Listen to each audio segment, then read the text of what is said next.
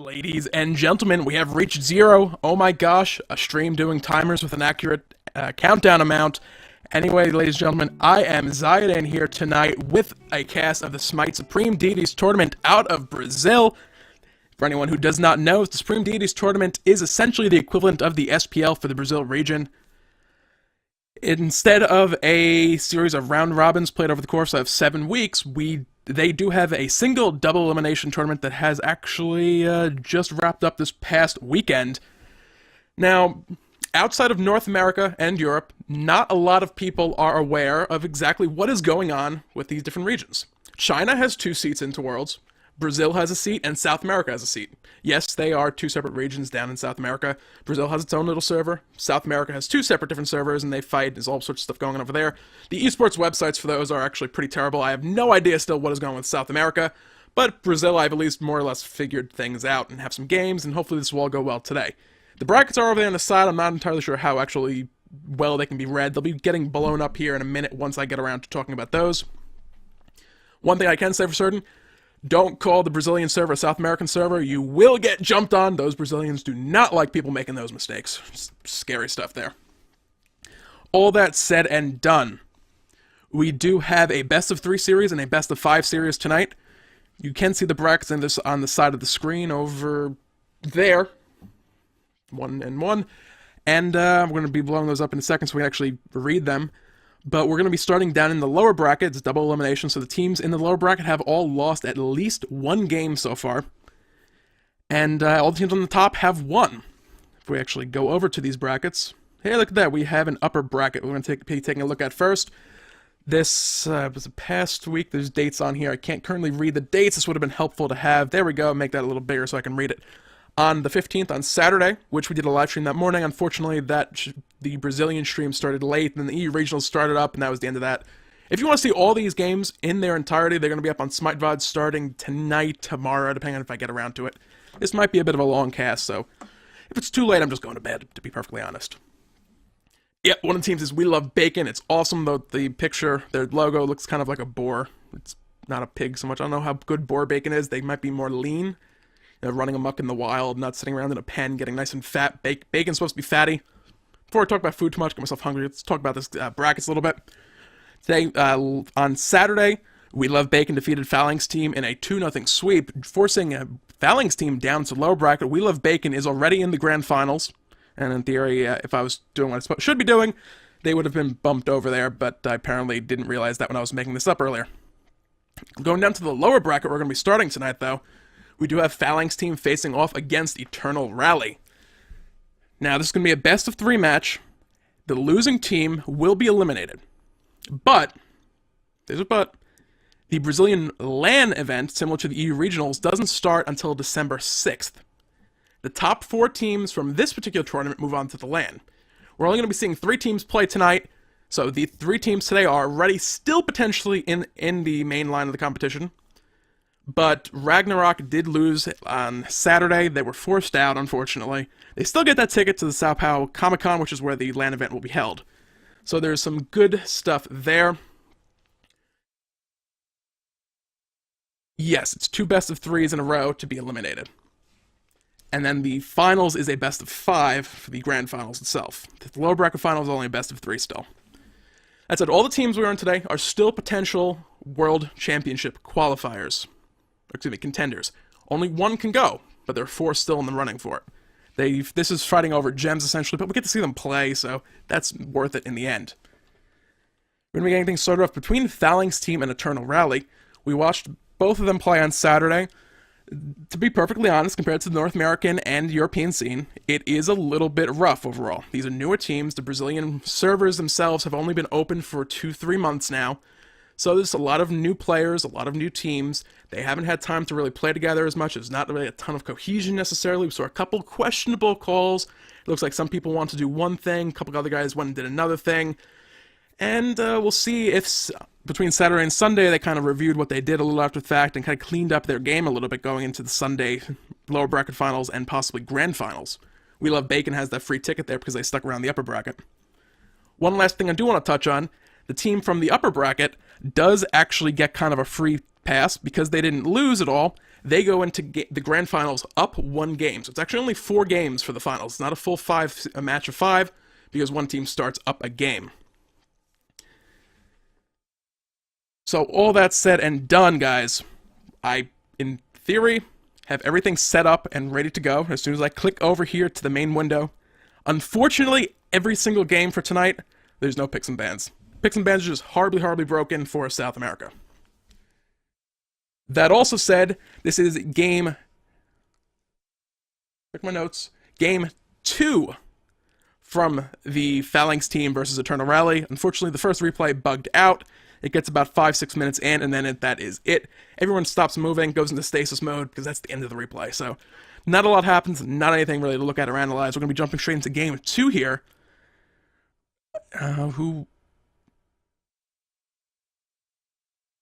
Honestly, I don't know who won the first game, which is stupid. I should know this. Did I write it down? Let's see. Notes. I did write this stuff down. I did not write down important information like who actually won that first game that we are not going to be seeing. So, all that said and done, let's click over to the main game tab, and hopefully we have a in-game window here.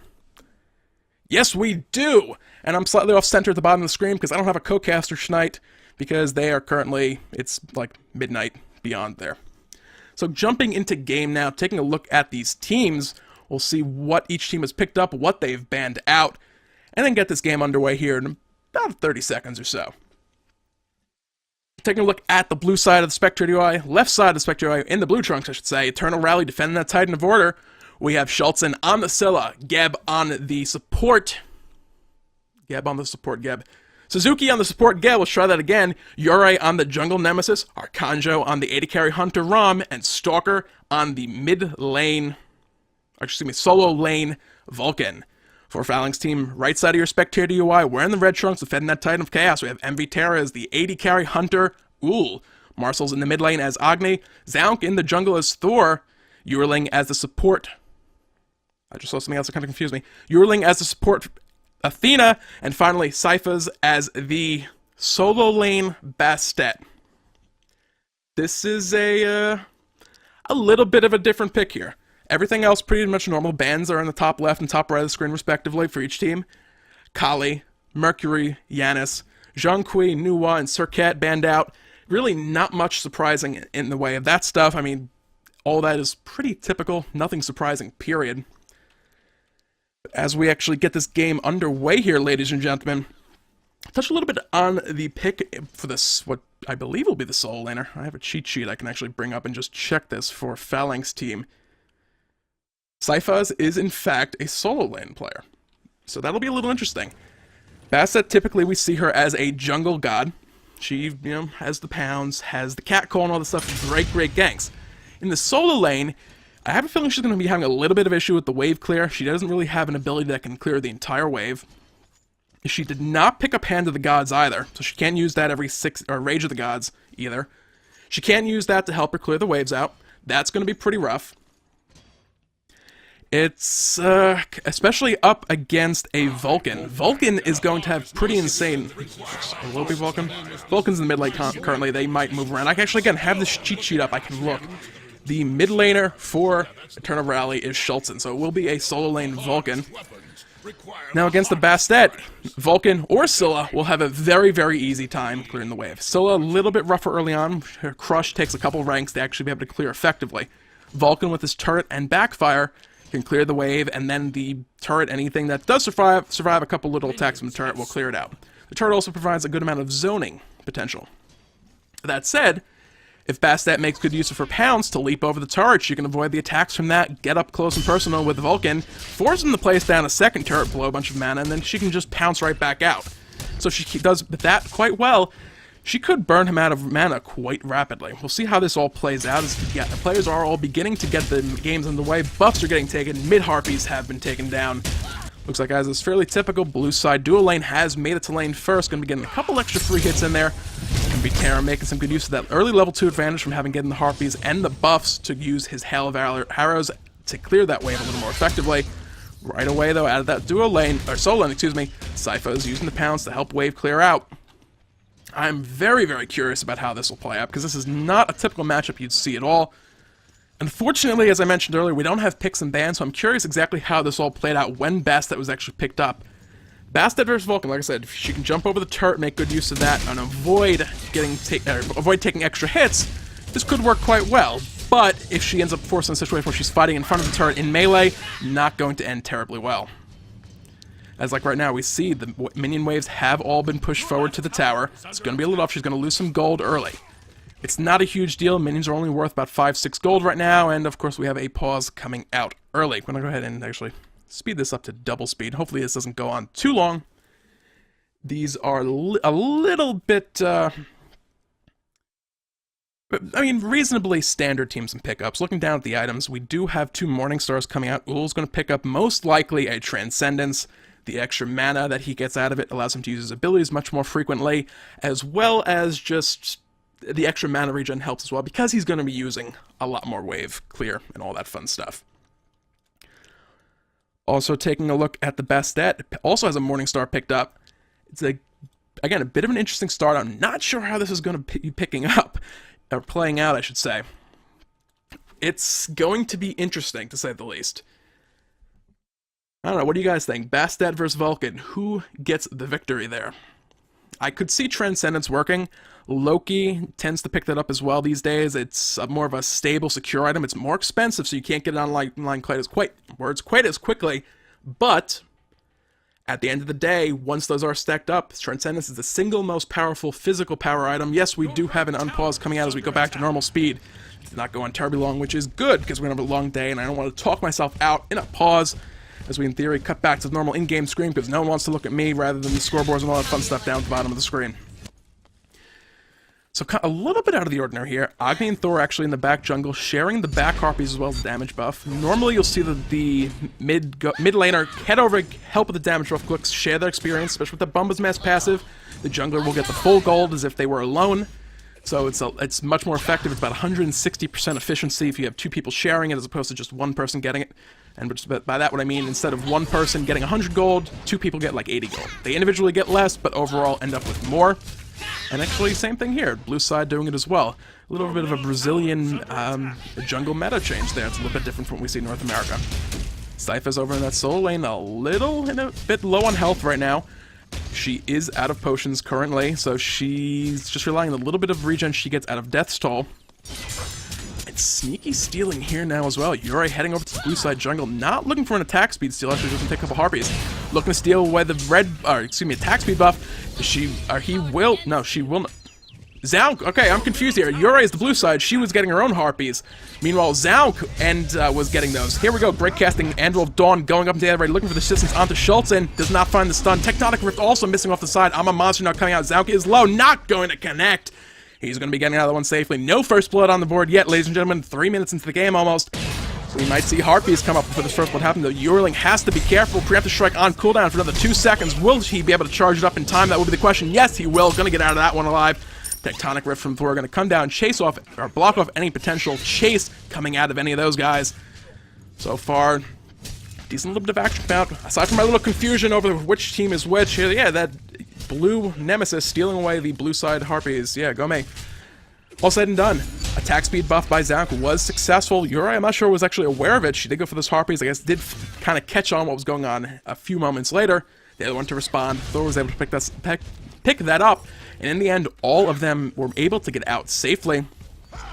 Over in that solo lane, though, it looks like Sypha's was forced back to base, but has picked up that charged Morningstar. That means she's looking to build up to Transcendence, or sell it off at some point to build into a Heartseeker, or Hydra's Lament, I believe is the other one. But that would actually be kind of silly. We've seen some other strange things come out along those lines, so I really don't expect any of that to be happening.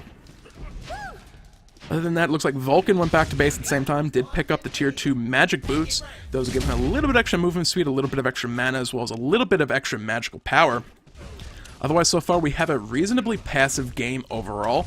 Gold is sitting a little less than even. Phalanx Team has found themselves about 250 gold lead, about 600 experience lead. So a little difference, not a whole lot. It's a couple wards, a couple potions essentially at this point, even looking at the levels of these players. No, okay, the switching is still... It's not broken, I can actually do this. I'm going to be playing with this here for a moment, guys. I apologize as the blue team picks this up. This occasionally actually works like it should. You can reorder gods on the scoreboard, get them to even matchups. So like now the lane matchups are equal in theory. They look correct. Just thought of that, tried it. It worked. It usually doesn't. So we have the players lined up at the bottom of the screen. I'm way too excited about that for what it is. Stalker kind of caught against the wall by a tectonic rift there for a moment.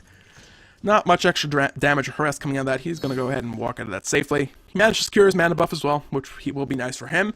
That is going to be a lot more meatballs potentially coming out. It looks like, curiously, he opted to level his backfire first. I'm trying to remember the debate. Is if it's between turret and backfire or turret and magma bomb. I believe it's between turret and backfire for wave clear. You drop that turret down, it does a lot of damage over time. Potentially, people tend to ignore it in the middle of a team fight.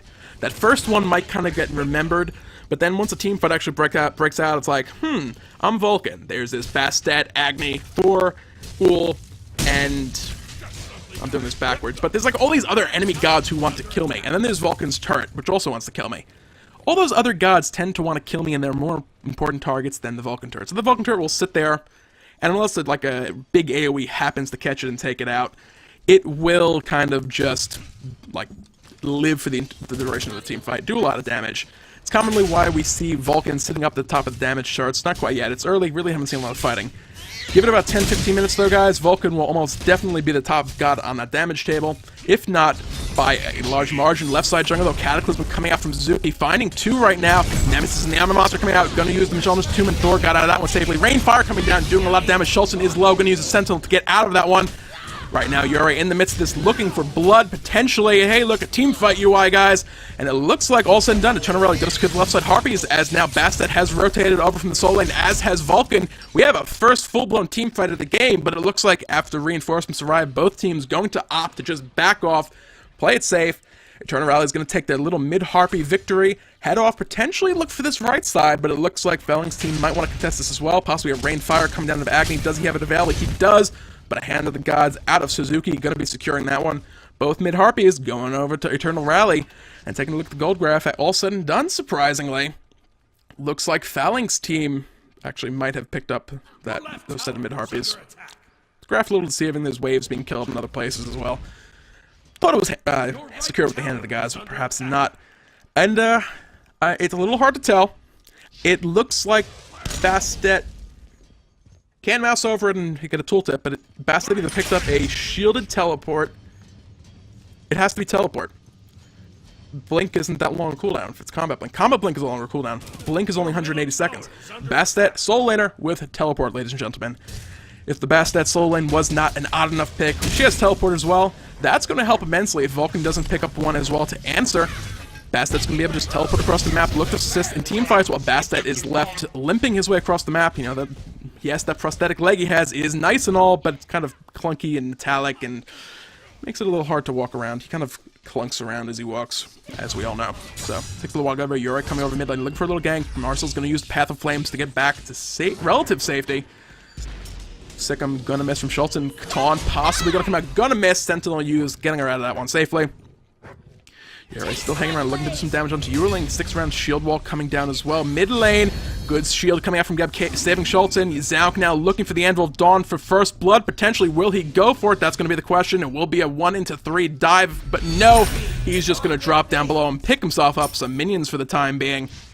8 minutes, 30 seconds into this game, guys. We have not seen the first blood yet. Couple close calls. Yuri once again getting locked down. Cat call coming out from Cyphers. They might look to secure this Cataclysm, though, coming out of Suzuki.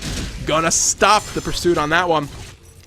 That's a pretty big expense of an ultimate, though. Cataclysm's what they want to look for to initiate these fights.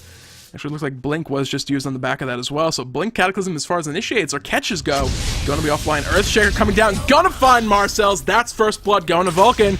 You don't want him getting online too early, and with that first blood, that's going to be a pretty big goal jump in the way of, well, it's a pretty big goal jump, putting Phalanx Team up by about a couple digits of gold. It's wave to wave. We're pretty much even now at this point.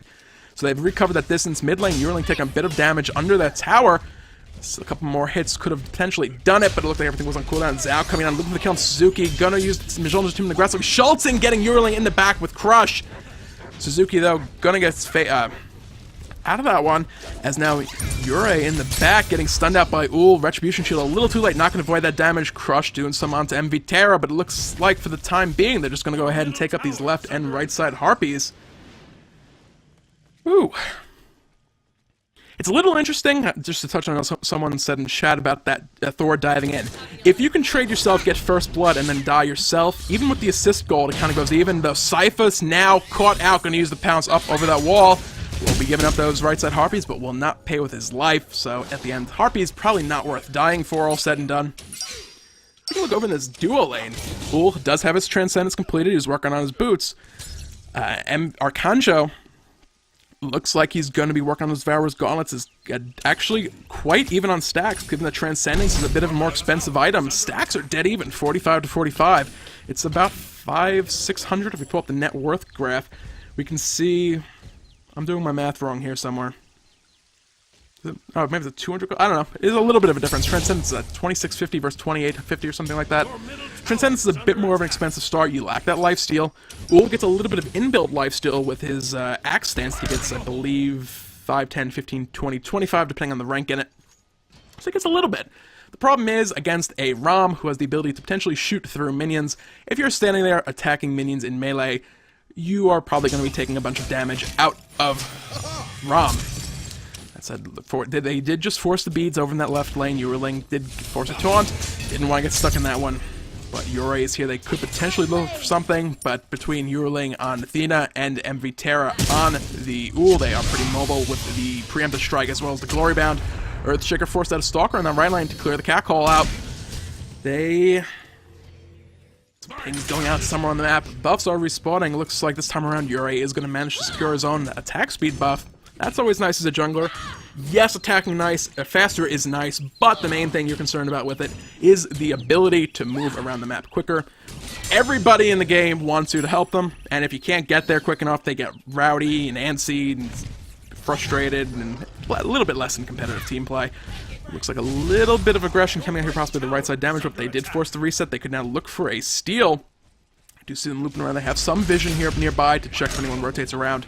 Stalker going to be dropping that turret, looking to deny access from that route.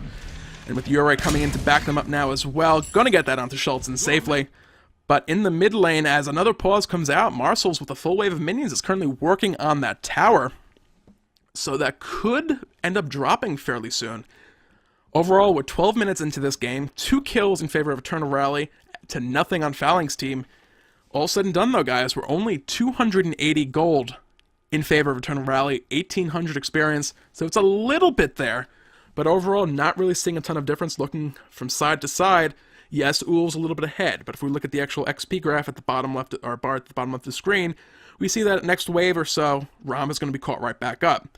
Yurei is slightly ahead, but again, Thor is only a tiny bit behind. For the most part, actually, I do see one that kind of stands out as a difference.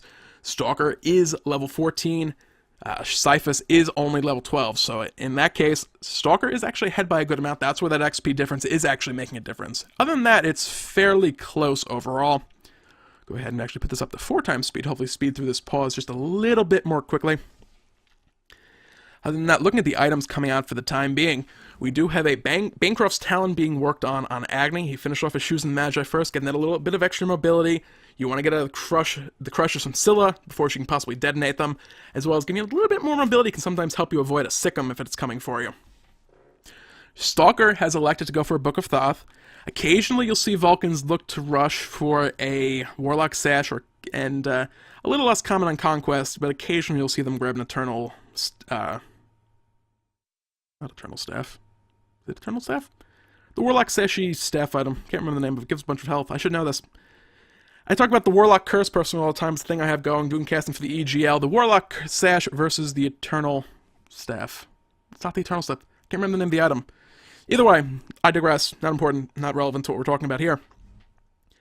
So, I will be curious what he looks to build later on his fight. Oh, yeah, we're back to 1-time speed. A little bit of regression coming out mid lane. Yurei trying to save this tower. Looks like they did successfully. Took a lot more damage. Those minions almost took it out. Going man mode, but unfortunately were brought down and killed off.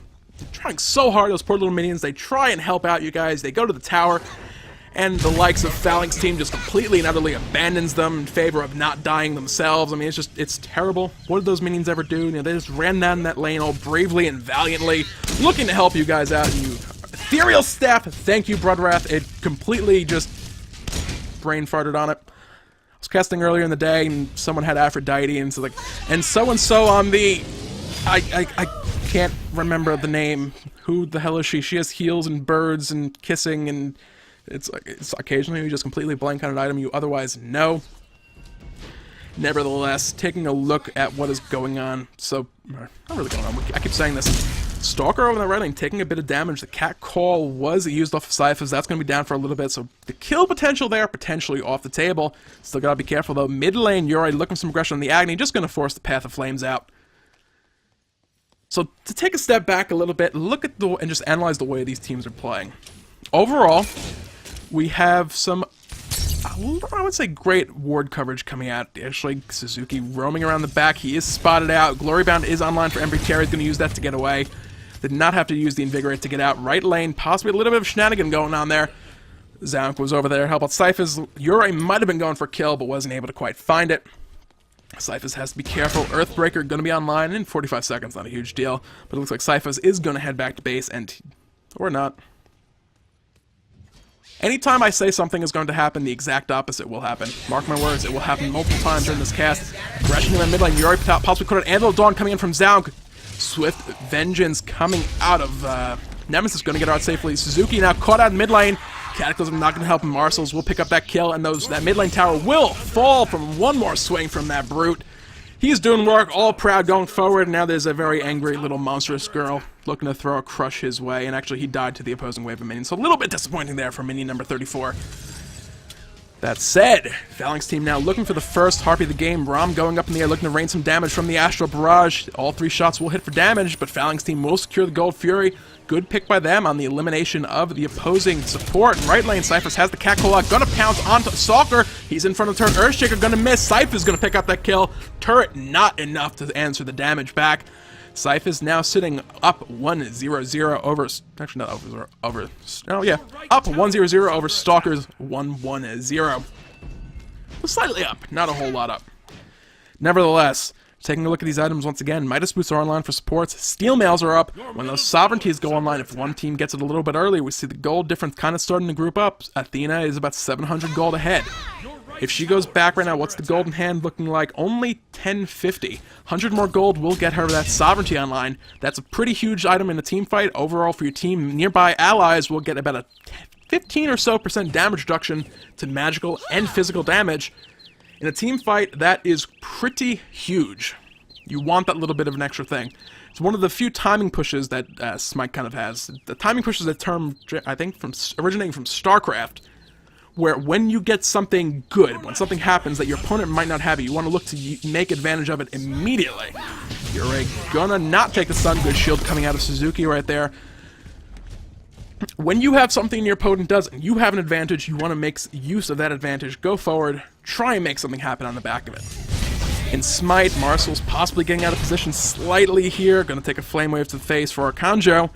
Gonna run away, though. Anvil of Dawn coming out from Zaunk. Might have been a bit of miscommunication. It looked like everyone else was backing off, but a Tectonic Rift will stop the chase there. A little crush over the wall, gonna do some damage.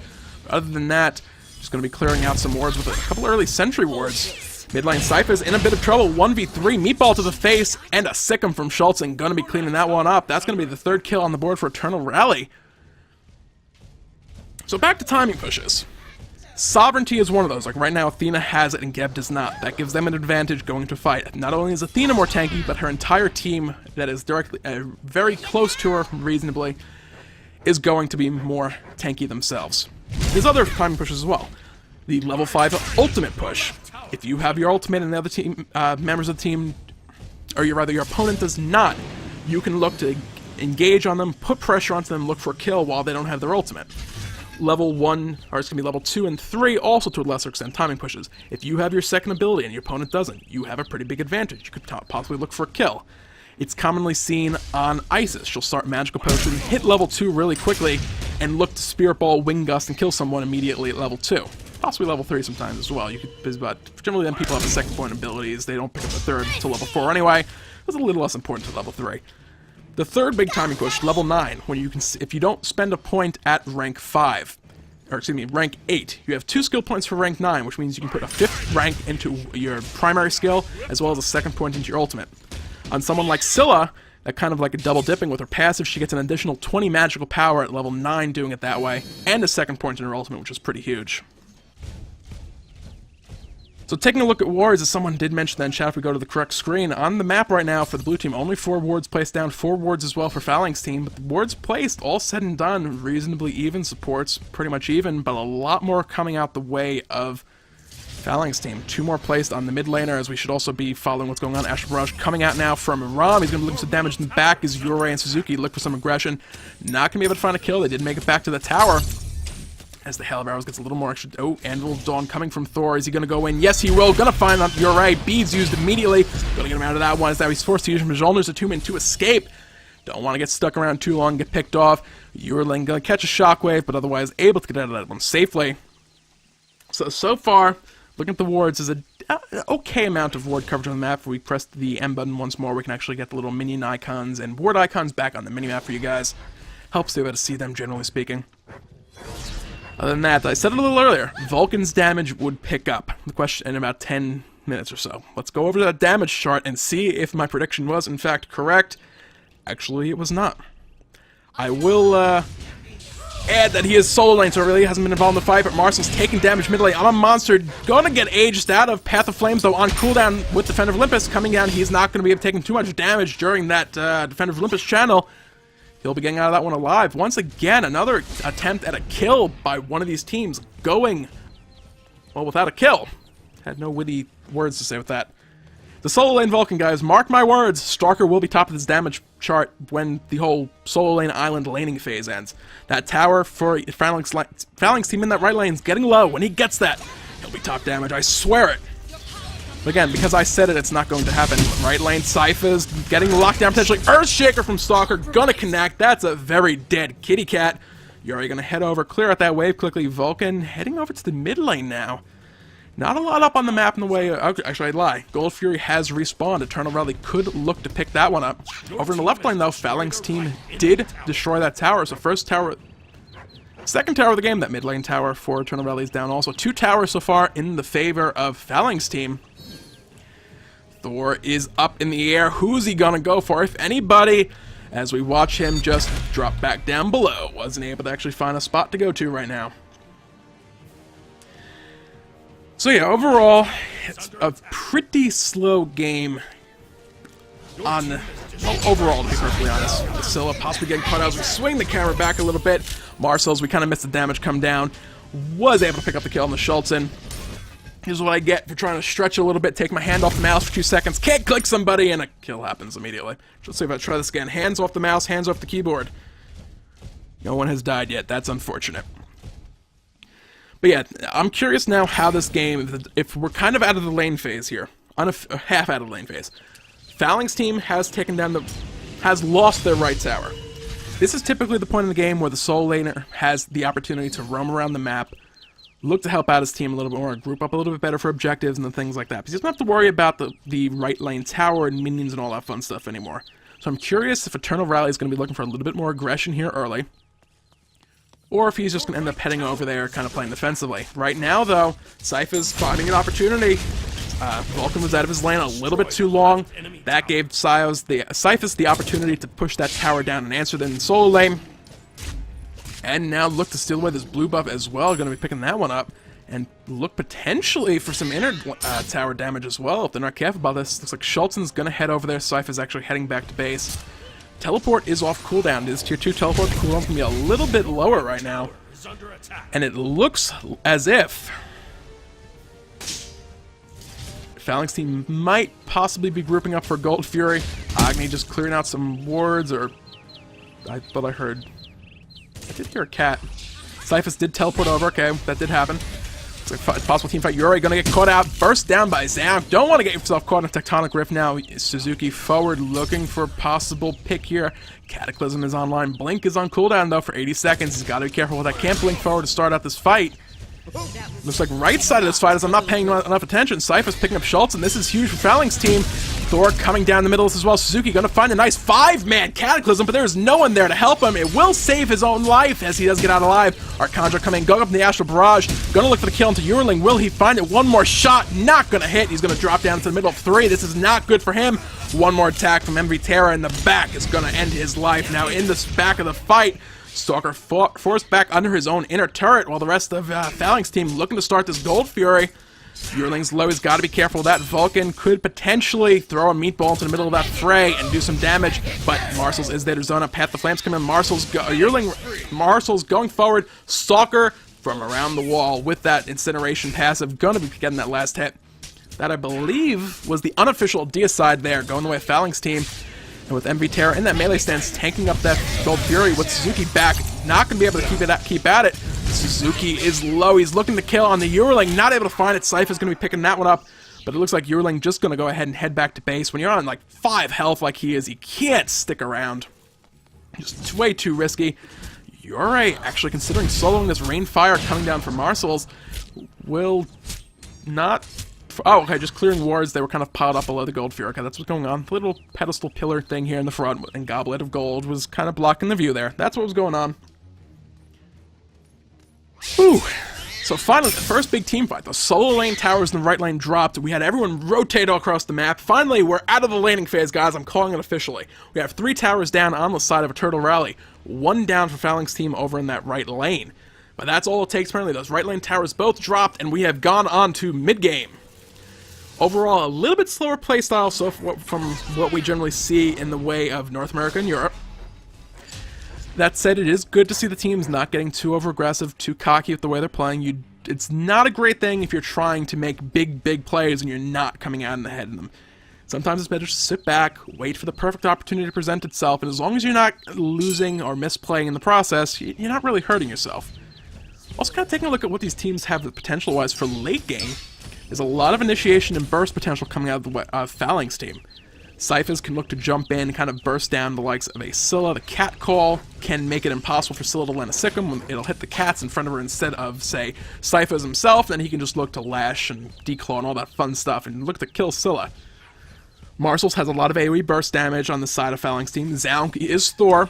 Anvil of Dawn for initiations, and Tectonic Rift for good disruption in the team fight and zoning potential. MV Terra, a little bit of a different AD carry hunter than the typical Apollo ROM. He has a lot of burst and zoning potential. He can use those abilities like Hail of Arrows from far away, do some good poke. He also has the stun coming out in his axe dance. Glory Bound and Invigorate make him pretty mobile. And if someone the likes of Yurei pops the Retribution Shield and looks to 1v1 him in melee, he could look to switch to Axe Dance, get a bunch of extra lifesteal, and just kill Yurei outright. So there's some good dueling potential on the side of Phalanx Team as well as catch-out potential. Of course, Athena, Defender of Olympus, can jump around the map, give someone a bunch of extra protections. Front side of this fight, it looks like Cyphos and Yurei going to be going at it. Cyphos going to get caught by that wall, locked down and killed. Meanwhile, in the middle of this fight, Cataclysm going to find just Yearling for the time being. Shockwave will connect. Preemptive Strike getting charged. Zaun going to throw Majora's to him. Not going to connect on anyone. Yurei is in deep here. Possibly a little too weak. He managed to get out of this. I'm a Monster coming out. Going to find Marshals, but it will be aegis out of as this fight is in full-blown commencement. Earthshaker now coming down. Going to miss. Astral Barrage from Rom will find Marshals around the corner. Looking for MB Terra for some damage. Schultzen around the corner. Using that Sentinel to get in close. It's now a 0-0 in favor of Eternal Rally. They could look to turn this into a Gold Fury right now, and it looks like they will. Suzuki is alive. Wrath of the Gods is, in fact, online. 26 minutes, I'd hope it was. If it was not, I think that would be a pretty huge mistake, though. Anvil of Dawn coming from Thor. He's looking to take Suzuki out, but a lot of damage from the entire lineup of Eternal Rally. He's going to drop. Gold Fury is going to go to Eternal Rally. This time around 1-1 for Gold Furies, but at the cost of 3 members of Phalanx Team right now. I'd say they could turn this into a mid lane tower, but in the course of all this stuff going on, that mid lane tower did fall at some point. I hope when I was talking about those towers earlier, it was still in fact standing on the map, but it might not have been in all honesty. Nevertheless, while we go back to a bit of a peaceful period, let's take a look at what these items are building after I take a sip of... Take a look at what these items are building. What items these players are building after I take a quick sip of water. Wonderful, let's take a look at what they're doing. Now, Uhl is actually electing to not build up any lifesteal period so far. It's going to be interesting how that plays out later. He has the Executioner line, he has the Transcendence, he has a Short Sword, which will likely be a Rage before the Deathbringer. He's going to be critting potentially for a lot of damage. You crit with a decent amount of lifesteal, you do get a pretty decent chunk of health back. You know, hitting someone for 700 damage on a crit and healing yourself for like 150, 200 health is quite nice. He does have lifesteal in his axes, but as the AD carry hunter, you don't want to be getting up close and personal necessarily, so it's not reliable in a team fight necessarily. Rom, on the other hand, this point is reasonably close up. Just taking a look at the golden hand. Ul is sitting on 790 gold or so. So kind of curious, a little bit of difference. Rage is completed on Rom. Ul does not have that. And he also has the Hidden Dagger. Yes, I got the name right. Go me. So right now, Rom is actually a little bit ahead of Ul, all said and done. We do have some ward clearing going on the right side jungles. We flip back over to Stalker. Cat Call is out. Earthshaker going to be used to blow those cats up. Not quite enough to kill them off anymore. Stalker brought quite low with reinforcements coming in, though. Syphus can stick around to confirm that kill. Schultzen going to take a little bit of damage. More than 2 points in Tectonic Rift is enough to confirm that backswing, but a Stone Shield from Geb going to deny the damage from it. Your right tower is under attack. Other items, Scylla has actually opted for Polynomicon. Schultzen, finds the stun. Rainfire come down, gonna miss most of those hits. Schultzen gonna get back out of it safely. Possible lazy back if... Okay, not lazy back, she canceled the back. Left lane Arcanjo dueling out with MB Terra is actually losing this duel right now. We take a quick look at how much they're hitting for. 278 on an all attack versus 265, so fairly close. Looks like the Syphus rotating around. Astral Barrage up by Rom. Stone Shield on him as well. He's going to sit up there, use the duration of it as a sort of an Aegis Banish effect. Taunt connecting from Yearling, though. That's going to be a kill as Anvil of Dawn connects onto Suzuki as well. This could end up being bad potentially, but looks like they're going to take their one kill on that Hunter. Back off. Play it safe. So back to the items right now. Taking a look at what these gods have. Scylla has... Are you going to fight now again, guys? Really? Preemptive Strike is charged on Athena. She's going to go forward. Oh, the wall from Zaun going to block her off, but she manages to get in close anyway. Not going to confound on the back of that one, though. Little... Oh, she did, but didn't catch anybody, didn't look like. It's a little bit of crossed wires there as the Tectonic Rift and Preemptive Strike kind of overlapped each other, kind of forced Yearling out of position slightly. Didn't get where she wanted to go. Mid Harpy's getting taken, not worth dying over at this point in the game. We're coming up on 30-minute mark. Pretty slow game overall so far. Yuri in the back looking for the kill onto Marcel. Stun not going to connect. I believe that did force the beads. Yes, it did. She's looking to run away now. She got caught up by the stun from Ul. He's going to pop, be forced to pop beads as well. Now Divine Judgment count. Glorybound going to get him over the wall. Was it far enough back? Earthshaker going to connect for a lot of damage. That's a dead Stalker. Astral Barrage up from Rom right now. Who's he going to look for? That was that. No, that was the Defender of Olympus from Athena. I saw someone shoot up in the air. Didn't know who it was. So that's a little bit of an anticlimactic thing. I thought it was going to be more fighting. It wasn't. I got all worked up off the back of that big Earthshaker. Alright guys, so teams, if you will give me a moment here to talk about this Polynomicon on Scylla. After the nerf on Polynomicon, it was reduced from, I believe, it was either 100% or 75% of your magical power after using ability is applied to your next auto attack. Oh, Yearling going for the Fire Giant Steel, not going to be able to find a Cataclysm coming down. I'm a monster, gonna miss. Yearling is still alive, approaching that 35% for Phalanx Team steals the Fire Giant. That could be huge right here, ladies and gentlemen. They could look to pursue this fight right now. They, again, crossed the wire. Syph is now getting picked off by Arcanjo. That's one Fire Giant belt off the table. There's actually only one Zaun, the only one left alive with it, but he's going to be taken out as well. That's almost a full DS, and Marcel's the only one. He was way back in base. He will live for the... Or, well, be alive. He wasn't really involved in the team fight. But that's Fire Giant off the map for the time being. Eternal Rally doesn't have that huge 70 to 80 physical and magical power buff, as well as that regeneration, plus a 20% extra damage to towers and phoenixes. That is huge right now. It's one of these turning points we saw on Saturday. Every time one of these teams finally went for the Fire Giant, got the Fire Giant, that kind of was the turning point of the game. It was pretty slow, very slowly building. Fire Giant, and we're going to look to close this game out in the next 5 minutes. We'll get a bunch of towers, let Fire Giant drop, we'll go back to base, buy items, heal up, get Fire Giant again, and then close out the game. That's what we saw over and over on Saturday. This time around, Phalanx Team Yearling with a great play, getting in that Fire Giant pit, managing to stay alive, dodged the Ama Monster, got caught in the Cataclysm, kept himself up long enough, found the Wrath of the Gods for the steal. A little bit of crossed wires on the side of Eternal Rally, like I mentioned. The miscommunication, they were trying to some of them were trying to kill Athena, some of them were looking to kill the Fire Giant. while they were distracted and all over the place, it looked like Geb might not have been ready for the Wrath of the Gods, or just a tiny bit too late if he was. Yuerling just got the lucky first shot in. Nevertheless, able to stay alive. The timing on that being just spot on. There's a little bit of luck involved at the end of the day, but good play overall by Yuerling, finding that steal. Like if I said, if Saturday's kind of game flow repeats itself, that's going to keep Phalanx Team in this game for a while more. Cat call coming in right lane, but there is 2 members of Eternal Rally here now. It's going to be a pounce back over the wall from, words now are escaping me. Bastet. Getting her out of that one. You don't want to find yourself in a 2v1 unless you're perhaps a Loki and someone's really, really squishy and you're fed. You can just burst them down, vanish, and walk away like nothing ever happened.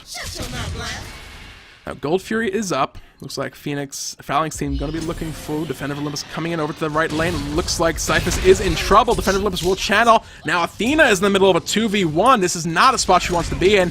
Preemptive Strike is online and available. Thor is up in Anvil of Dawn. They could look for a kill onto Stalker right now. Bees out. Actually, Anvil of Dawn going to miss. They're splitting their focus right now. They might not find anything if they keep this one up. Stalker looking some damage onto Yuerling and is finding it, but Yurei in the backline has to be careful. He's in the middle of 2v1. Cooldowns for Thor are going to be coming up here in just a moment. Earthshaker going to be dodged by the Magellan's Attunement. It looks like no more reinforcements are coming in. Yuerling now quite low. Will charge Preemptive Strike get away, but Swift Judge from Yurei going to get him forward. Slice and dice in an auto attack, as well as a meatball and a backfire or auto attack from Yurei. Going to pick up the double.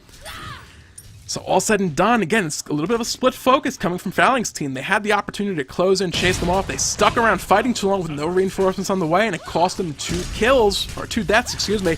Now they're looking to take out this inner right tower. They could look for a Phoenix as well. There's only Marcel's in the area. MV Terra is recalling back to base. They could look to defend this, but this could be quite scary. Scylla has rotated over now as well. There's a wave of minions. We'll see what they look to do. Yurei going to pop the Divine Judgment onto MV Terra. He's in accidents, ready to leap away at a moment's notice if required. Marcel's going to drop down some damage. That Phoenix is down to below half health right now. Catcall coming out. Cyphers will find the kill to Stalker. Schultz in trouble now. Cats are on him. I'm a monster out, but not going to be enough for that crowd control immunity. Suzuki now running for his life. The Cat's not quite fast enough to keep up with that rollout online for Suzuki. He's going to be getting out of that one alive. Yurei around those mid-harpies looking to pick those up. Gonna get forced off by MV Terra. Gotta be careful. He's not sitting on a ward, fortunately. He's going to be able to get out of that one safely. Your right tower is under attack. He's going to look... Hand of the Gods is the tier 1. Tier 2 is Rage of the Gods. The left side, Wrath of the Gods, is the one that secures Fire Giant and Gold Fury at 25% or lower. It might be 24.9999% or lower. Not sure on the exact wording of it. I can't mouse over and check at the moment. And the other side is Fist of the Gods, which is 90-second cooldown, but will stun anyone nearby for 1 second. But it doesn't have the insta kill below 25%. Someone asking in chat. So, teams.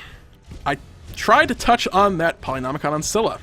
It's still a pretty good pickup. It got nerfed a while back. It used to be you'd get 100 or 75%, I can't remember the exact amount, of your magical power as damage after using an ability. So, for Scylla's case, you could hit Sikkim, auto-attack someone, hit for a bunch of damage, throw Crush, use Crush, a couple seconds later, use Crush again, auto-attack and get a whole bunch of extra damage. So if you properly managed your Polynomicon procs, you could do a lot more damage. But with the nerf, it's only 50% now, I believe. Plus 50% magical power is additional magical damage. It's a little bit less. It's still an okay item. Gives life steal, gives a decent amount of mana. Used properly, it adds a lot to your overall combo. But your overall burst will be a bit lower than if you'd gone with some other items like Book of Thoths, Rods of Tahuti's, and all those fun big damage items. Rom going up into the Astral Barrage right now, looking some damage onto Marcel's. Not really going to find much. Third shot going to miss as well. They'll continue this fight out. Schultz going to take him in the shoulders, attunement to the face and the back of the head. As this siege sort of starts up, Fire Giant is back up. That's on the table at this point. Yurei kind of alone at the moment, has to be careful over in that left side jungle lane. He's going to be able to get back safely for the time being, it looks like. Cyphers in pursuit. I think right now, I was going to say Cyphers could potentially win if the Retribution Shield was offline. But without enough vision, you're not sure where everyone is. Better to play it safe, not look for a kill, get killed yourself, potentially. Looks like Suzuki just going to be clearing out some wards. Little fluffy Manticore sitting below the Fire Giant. Little, fluffy Manticore, he's cute. He's chilling below the Fire Giant.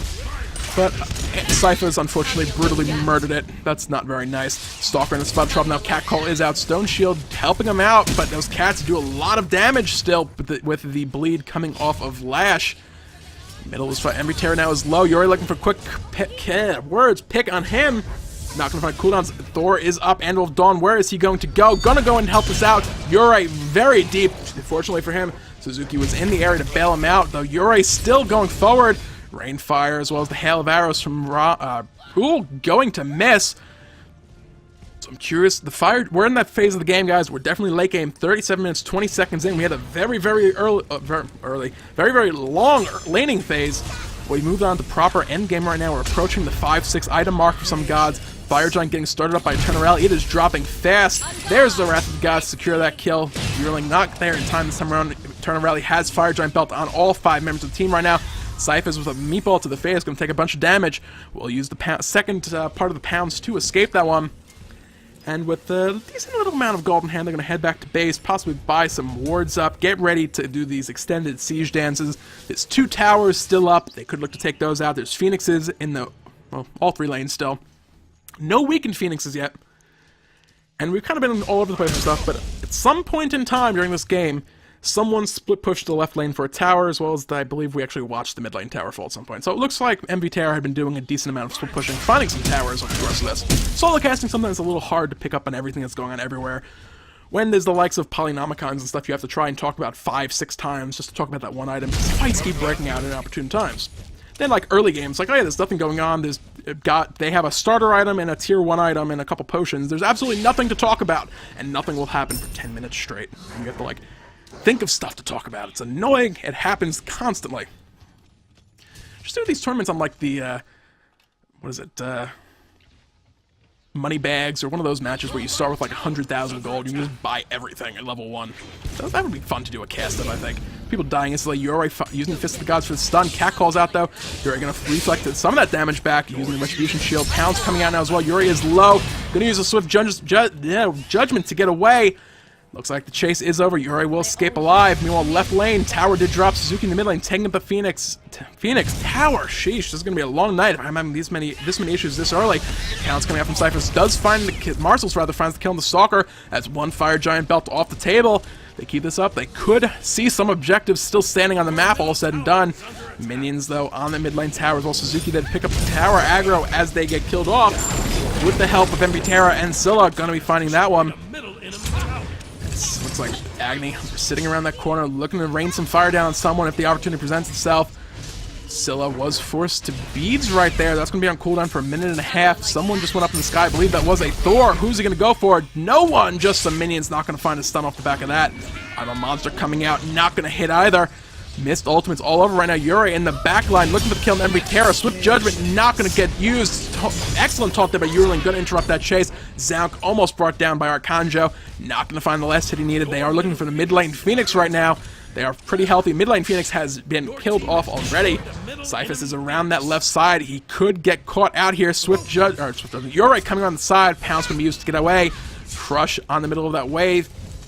With that regen coming over Fire Giant, for the most part, Eternal Rally still quite healthy, but it looks like they're going to go ahead, head back to base. Fire Giant buff is about to drop. Don't want to overstay your welcome. Stick around too long, you find yourself on, Fire Giant belt drops off, and suddenly they engage on you. You're in a bit of a bad spot then, potentially. But it looks like Eternal Rally going to be looking for this Gold Fury right now. Yearling looping around the back. Cyphers, Marcel's, and MB Terra coming in as well. Rainfire come down. Eternal Rally gets the Gold Fury. Will they get out alive? That will be the question. Yuri going deep, looking for the kill on the Marcel's. Will he find it? That will be the question. Catcall is out. Blink Cataclysm coming in from Geb right now. The bleed is on Marcel's. He's getting out potentially, but no. Arcanjo with the Astral Barrage from across the map. Going to find that kill. Fight's looking on Yuri is low. Yearling is low as well. In the back, Tectonic Rift not going to find a good stun. Yearling, though, doing the wiggle, staying alive. Zaunk finding the kill into Yuri as Arcanjo picks up Yearling as well. It looks like Cypher's trying to get away in the back, not going to be able to. Schultz and picks that one up. It's currently a 1-for-4 in favor of Eternal Rally. They could look for a Phoenix. They could potentially look to end this game out.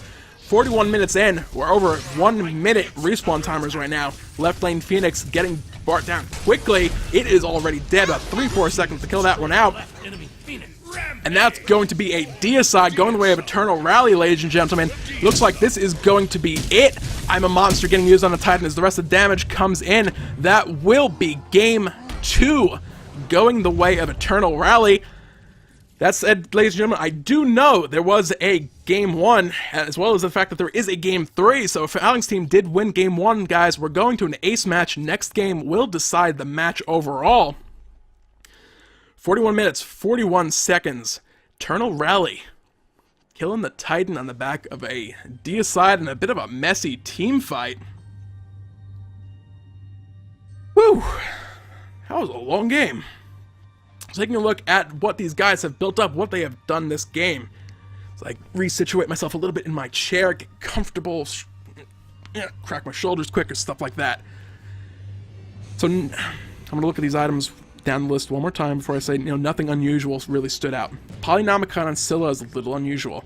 The Breastplate of Valor, Silver Breastplate, which would build into the Breastplate of Valor coming out as well. Look for a little cooldown reduction, a little bit of extra tankiness to deal with the likes of Bastet trying to come out with those cats.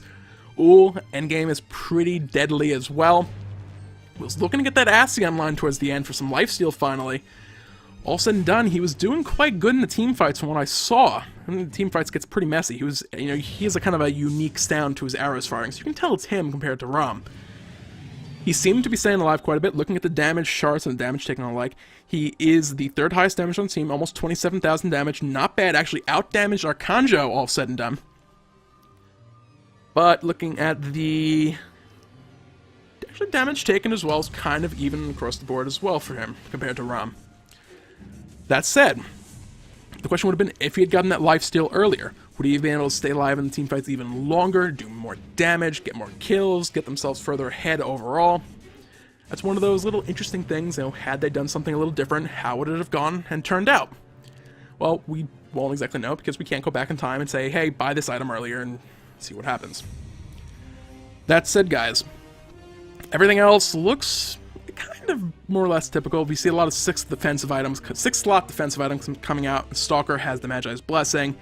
Magi's Blessing on Nemesis is the 5th. Witchblade is the 6th as well. Breastplate of Valor soon to have been completed for Schultzen. Shifter's Shield and Magi's Blessing on Thor. So I like the fact that they're bringing out the defensive items as needed. Even in high-level competitive play, you can say, yes, my team will, I'm the squishy mage or the squishy hunter. My team will zone and peel for me and deal with these assassins who want to kill me. That said, there's a couple people like that. There's a mage or two, the hunter, and only so much crowd control and the like to go around. So I like the fact that they are bringing out the defensive items. On Saturday, there was 1 or 2 games where it's like everyone went full glass cannon and they kind of just died horribly. So, all said and done, guys, we're going to cut to a little short 2-3 minute break, whatever the heck I decide to put into my timer. We're going to listen to some music, get the next game set up. So for now, stick around. We'll be back here in a moment with Game 3 of this best of 3 match, currently sitting 1-1.